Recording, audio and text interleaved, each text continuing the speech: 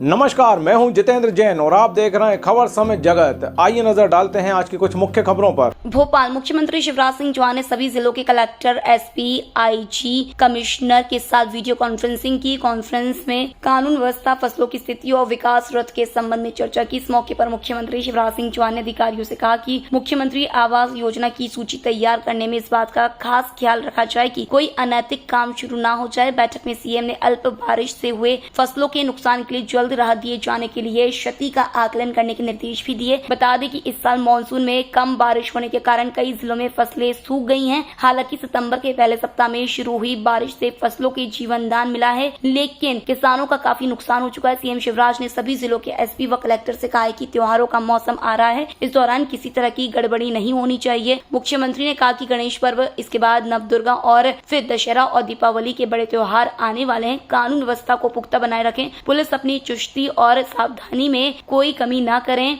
CM ने DGP से कहा है कि वह स्वयं लगातार समीक्षा करे। सभी कलेक्टर और एसपी शांति समिति की बैठक कर सुरक्षा व्यवस्था को पुख्ता बनाने की तैयारी करे। इसलिए कलेक्टर की ये ड्यूटी है कि वो नल जल योजनाओं के कामों की भी जो काम चल रहे हैं वो गुणवत्तापूर्ण हो। रिस्टोरेशन का काम साथ साथ चलता रहे और जो पूरे हो गए हैं बात ढंग से पानी की आपूर्ति नल के माध्यम से हो जाए। इसलिए मुझे लगता है इस पर विशेष रूप से आपको ध्यान देना चाहिए कि हम अपने कर्तव्य कर्मों को पूरी प्रामाणिकता, निष्ठा और समर्पण के साथ करते चले। कर्मण्येवाधिकारस्ते मा फलेषु कदाचन, कर्म किए जाओ। और भगवान कृष्ण ये भी कहते हैं कर्म किए बिना, क्योंकि मैं भी काम करना छोड़ दूंगा, सृष्टि का संचालन ही नहीं होगा। आज मैं सबको ये कहना चाहता हूं, हमारी ड्यूटी है कि हम अपनी चुस्ती, फुर्ती और सावधानी में कोई कमी ना आने दें। और मुख्यमंत्री के नाते मेरी भी ड्यूटी है कि मैं ऐसी चीजों को बिगड़ने ना दूं, क्योंकि चुनाव केवल नई घोषणा और बाकी सब चीजों की हो सकता है। लाइन ऑर्डर बना रहे, ऑनगोइंग स्कीम्स ठीक चलती रहे। और इसलिए मैं आचार संहिता में भी बुला लूंगा, मुझे कोई उस पर दिक्कत नहीं होगी, तो मेरी ड्यूटी है। और इसलिए एक डीजीपी भी नियमित रूप से आप सिस्टम बना लें कि किसी भी जिले में कानून और व्यवस्था को ढिलाई न आए।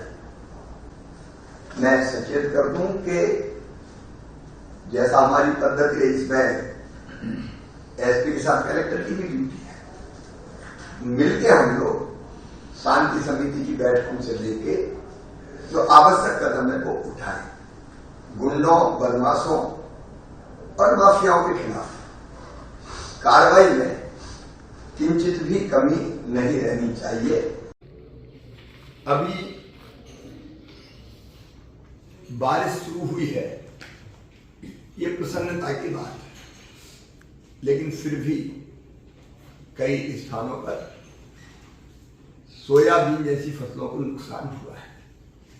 मैं एक बात साफ करना चाहता हूं कि किसानों का कल्याण हमारे लिए केवल कर्मकांड नहीं है, मेरी सरकार का मेरा मिशन है। और इसलिए सभी कलेक्टर्स, कमिश्नर्स, संबंधित साथी इस पर ध्यान देंगे कि फसलों की स्थिति के बारे में लगातार वो नजर रखें, लगातार नजर रखें।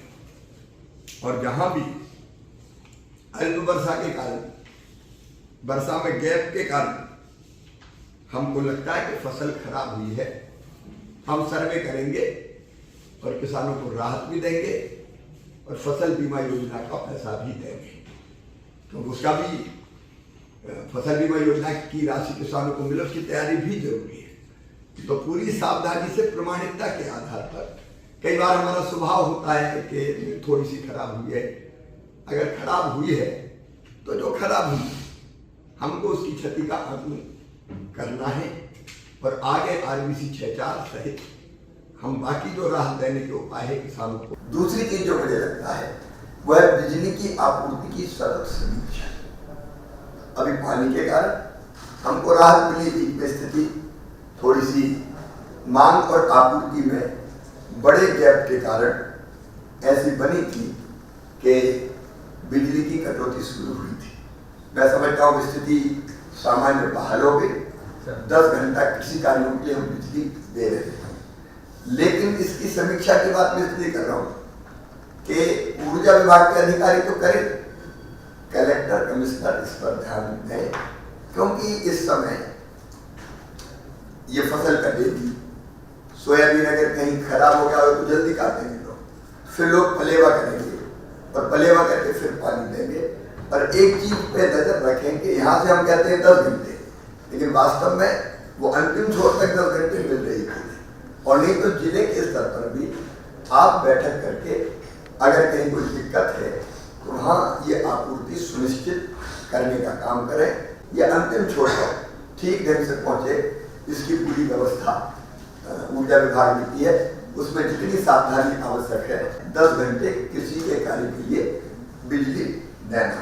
एक खाद की आपूर्ति पर यहाँ अशोक बंडवाल मुझे बता रहे थे कि कोई कमी नहीं है और कोई कमी आएगी नहीं, आप निश्चिंत रहिए।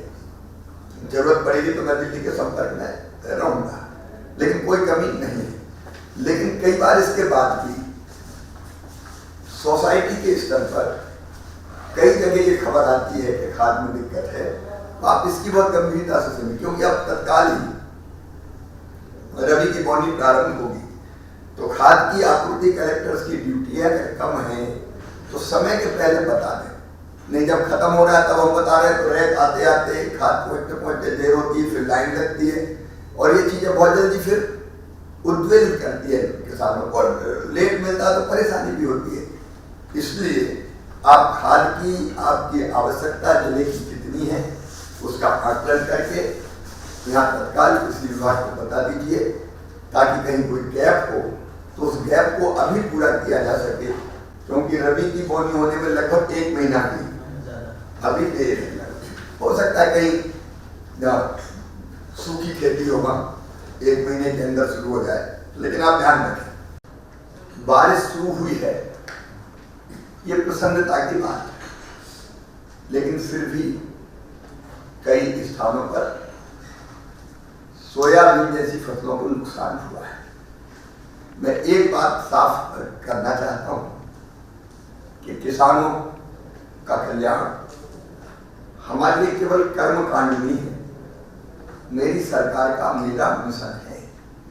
और इसलिए सभी कलेक्टर्स, कमिश्नर्स, संबंधित साथी इस पर ध्यान देंगे कि फसलों की स्थिति के बारे में लगातार वो नजर रखें, लगातार नजर रखें। और जहां भी अल्प वर्षा के कारण, वर्षा में गैप के कारण हमको लगता है कि फसल खराब हुई है, हम सर्वे करेंगे और किसानों को राहत भी देंगे। और अब चूंकि त्योहार आने हैं, सारे त्योहार गणेश उत्सव शुरू हो जाएंगे 19 तारीख से, गणेश चतुर्थी 25 को डोल ग्यारह से, और उसके बाद फिर नवरात्रि का प्रारंभ 15 तारीख से हो जाएगा। और नवरात्रि, दशहरा, ये सब ऐसे पर्व है जब कई जगह तनाव की स्थितियां भी पैदा होती है। और इसलिए मैंने आवश्यक समझा कि आप सबको मैं सचेत कर दूं कि जैसा हमारी पद्धति है, इसमें एसपी के साथ कलेक्टर की भी ड्यूटी है, मिलके हम लोग शांति समिति की बैठकों से लेके जो आवश्यक कदम है वो उठाएं। गुंडों, बदमाशों और माफियाओं के खिलाफ कार्रवाई में किंचित भी कमी नहीं रहनी चाहिए, क्योंकि मध्य प्रदेश का तो ये उद्घोष ये सज्जनों के लिए फूल से ज्यादा कोमल, दुष्टों के लिए वज्र से ज्यादा कठोर। तो कोई चुनाव के माहौल में उसमें कोई कमी नहीं आनी चाहिए। मेरा इतना कहना लॉ एंड ऑर्डर के बारे में पर्याप्त है, और मुझे लगता है कि डीजीपी और यहाँ की टीम भी इसकी लगातार मॉनिटरिंग करती रहेगी। एडीजी मुझे सवेरे बताते ही है सब चीज़ों के बारे में, लेकिन फिर भी पूरी सावधानी से कानून और व्यवस्था, शांति और सुरक्षा, इसके माहौल को हमको बनाए रखना है। खबर समय जगत के लिए संवाददाता आदित्य सराठे की रिपोर्ट।